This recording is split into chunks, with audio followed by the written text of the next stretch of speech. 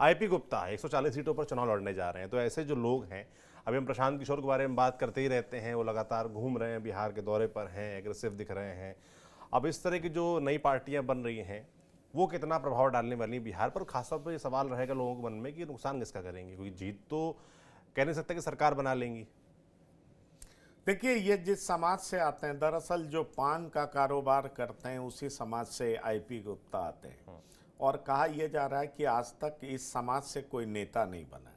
तो आईपी गुप्ता बाहर आए हैं तो वो अपने समाज को संगठित करने का प्रयास कर रहे हैं। है कौन ये आईपी गुप्ता, तो उनके बारे में मैं वही बताऊं आपको। तो अपने समाज को संगठित करके एक बार इन्होंने गांधी मैदान में रैली की और इतनी भारी संख्या में लोग पहुंच गए कि पॉलिटिकल लोग उनकी चर्चा करने लगे कि आखिरकार ये व्यक्ति है कौन, इसके पीछे इतने लोग खड़े कैसे हो गए। तो समझिए कि जिस जाति को ये अपने साथ लेकर के चल रहे हैं, अगर जहां तक मेरी जानकारी है तो मैं समझता हूं कि ये एनडीए के वोटर्स हैं।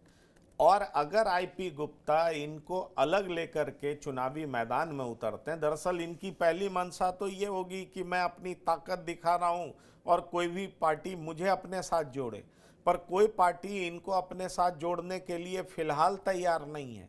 उसकी बड़ी वजह यह है कि कोई भी पार्टी अब हर जात में बड़ा नेता तैयार करना नहीं चाहती है। दरअसल उसकी पार्टी में ही इतना ज़्यादा सिर फुटौल शुरू हो जाता है कि उसको दूर करना बड़ा मुश्किल होता है।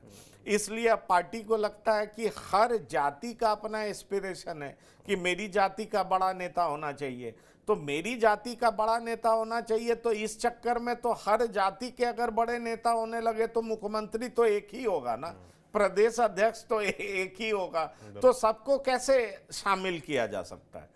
तो इसलिए अब कई सारी ऐसी जातियां हैं जिनके नेता कहते हैं कि मेरे पास इतने % लोगों का वोट है और मैं इतने % लोगों के वोट की वजह से आपको जिता या हरा सकता हूं।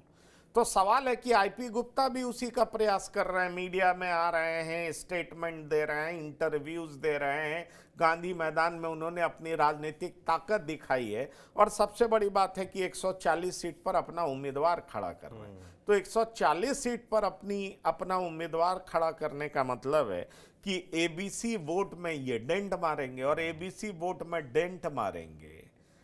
तो आप समझ सकते हैं कि भाई इसका नुकसान किसको होगा। पर बीजेपी भी उनको तवज्जो देती हुई दिखाई नहीं पड़ रही है, जेडीयू भी तवज्जो देते हुए दिखाई नहीं पड़ रही है और आरजेडी तो दे ही नहीं रही। इसलिए आईपी गुप्ता अकेले चुनावी मैदान में उतर रहे हैं। उन्होंने 140 विधानसभा में अपने उम्मीदवार को खड़े करने की बात कह दी है। बिल्कुल, तो ऐसे पार्टियां आती रहेंगी। अब देखते हैं, सबसे बड़ी बात तो यही कि असली जो लिटमस टेस्ट है वो तो जब चुनाव होंगे, नतीजे आएंगे, तब समझ में आएगा कि कितना पानी में है।